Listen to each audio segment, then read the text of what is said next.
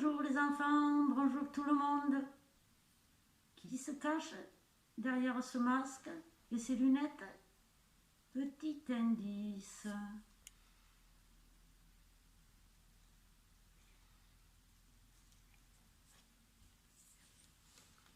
Oui, oui, c'est bien moi. C'est Mémégis. J'ai quelques nouvelles histoires à partager avec vous.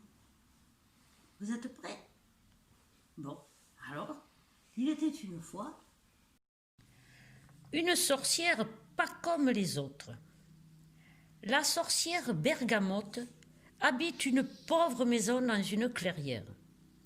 La maison a triste allure, avec ses planches vermoulues, avec sa porte et ses fenêtres tordues. Bergamote est laide, mais très gentille, contrairement aux autres sorcières. Bergamote se sert si rarement de sa magie pour accomplir ses maléfices que peu à peu ses pouvoirs ont diminué. Mais les gens du village l'ignorent et s'enfuient affolés dès qu'ils la rencontrent. Seuls les animaux de la forêt sont ses amis. Un jour, un corbeau noir frappe à la porte, portant un message en son bec. À la pleine lune aura lieu le sabbat des sorcières. Chaque sorcière devra exécuter un tour de magie. Les plus réussis seront récompensés. Signé Carabosse. Catastrophe! S'écrie Bergamote. J'ai oublié la plupart des formules magiques et je ne sais plus préparer de potions. Oh, quel malheur! Bergamote replonge dans ses vieux grimoires et révise toutes les formules. Cadabra, crédibri, bradabra, bradabra.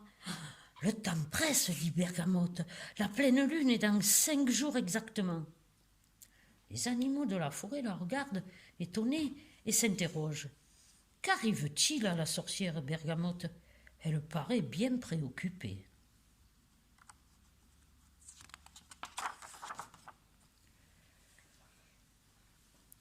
Le hibou, gêné par toute cette agitation, ulule. Ouh, ouh, sorcière Bergamote, ouh, ouh, à quel jeu joues-tu?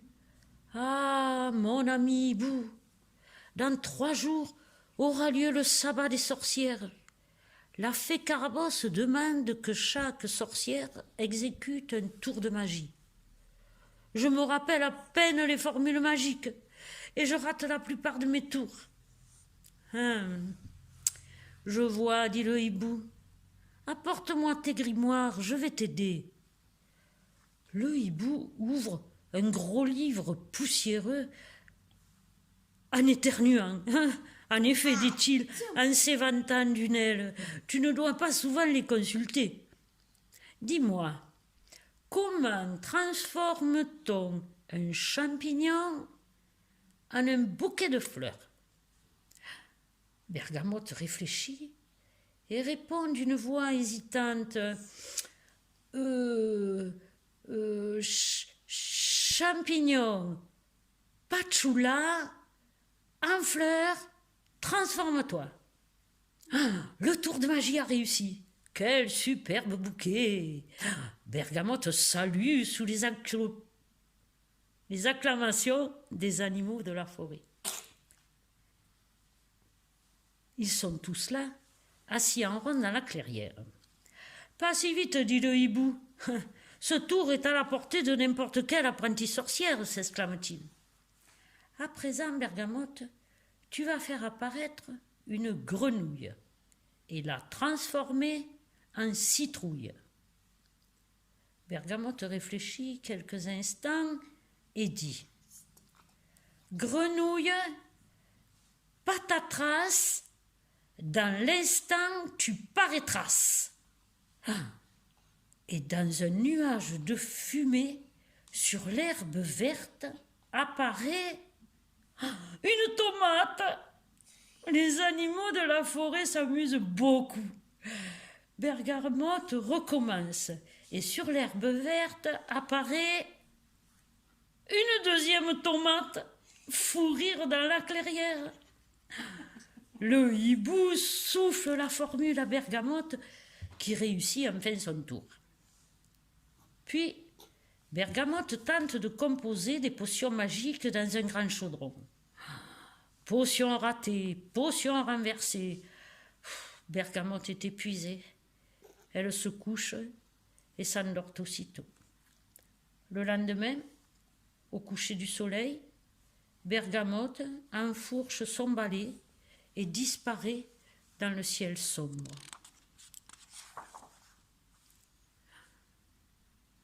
Le sabbat des sorcières commence. Bergamote met dans un grand chaudron les ingrédients classiques pour obtenir un filtre magique. Bave de crapaud, ongles et poils d'animaux, quelques carottes en rondelles et 3 poireaux bien mélangés. Elle goûte. Ah, c'est imbuvable. Ce filtre vous rendra encore plus gentille que moi, dit Bergamote. Bien sûr, aucune sorcière ne veut y goûter, car toutes souhaitent rester de méchantes et vilaines sorcières. Le sabbat se termine, mais pas de prix pour Bergamote. Tant pis, je repars vite, j'ai tant de choses à faire, dit-elle. De retour dans sa forêt, Bergamote se met à bricoler sa maison. Elle scie des planches, donne des coups de marteau et peint le tout en vert. En dernier, bien en vue sur la façade, elle cloue une pancarte. Bergamote primeur. À la surprise générale, Bergamote explique. Je transforme tout en fruits ou en légumes, et même en fruits-légumes. Alors, autant les vendre, explique-t-elle à ses amis de la forêt. Et c'est ainsi que chez Bergamote, on peut acheter de curieux fruits et de drôles de légumes. Des pommes de terre au goût de carottes et en forme de cornichons. Des poires en forme de melon et au goût de fraises. Ah, Bergamote aura décidément toujours des problèmes avec ses formules magiques. Mais ses amis l'aiment comme ça. Et voilà, l'histoire est terminée.